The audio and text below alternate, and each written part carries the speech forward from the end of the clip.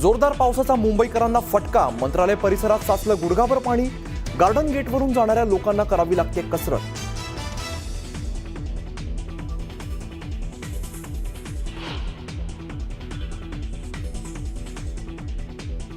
मुंबईमध्ये जोरदार पावसामुळे कुर्ला, सायन, माटुंगा, मस्जिद बंदर, बदलापूर रेल्वे स्थानकात साचलं पाणी. मोठ्या प्रमाणात पाणी साचल्याने मध्य रेल्वेची लोकल सेवा ठप्प.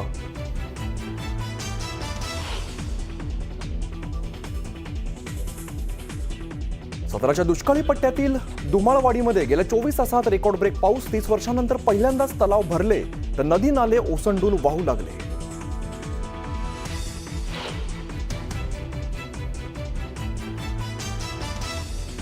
पुणे जिल्ह्याच्या भोरगिरी, भीमाशंकर भागात मुसळधार पाऊस. भीमा नदीला पहिल्याच पावसात पूर. नदीवरचे अनेक पूल आणि बंधारे पाण्याखाली.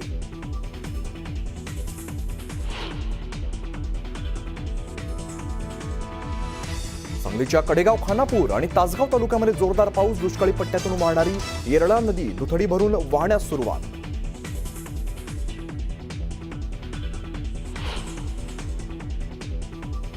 अहमदनगरच्या कर्जत तालुक्यात जोरदार पावसामुळे शेत शिवारात साचलं पाणी. नदी नाले तुडुंब भरून वाहू लागल्यामुळे जनजीवन विस्कळीत.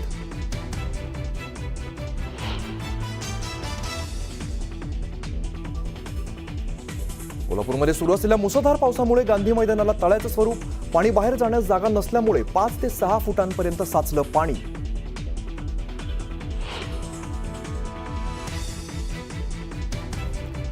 बारामती, इंदापूरमध्ये पावसामुळे मोठं नुकसान. उपमुख्यमंत्री अजित पवारांकडून पहाटेच नुकसानग्रस्त भागाची पाहणी.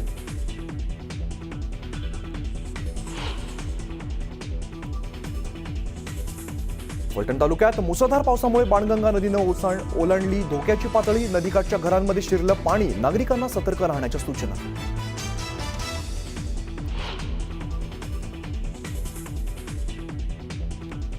सोलापूर आणि सांगलीतही मुसळधार पाऊस. चंद्रभागा नदीची पाणी पातळी वाढल्यामुळे ब्रिटिशकालीन पूल पाण्याखाली तर कृष्णा आणि वारणा नदीच्या पाणी पातळीत मोठी वाढ.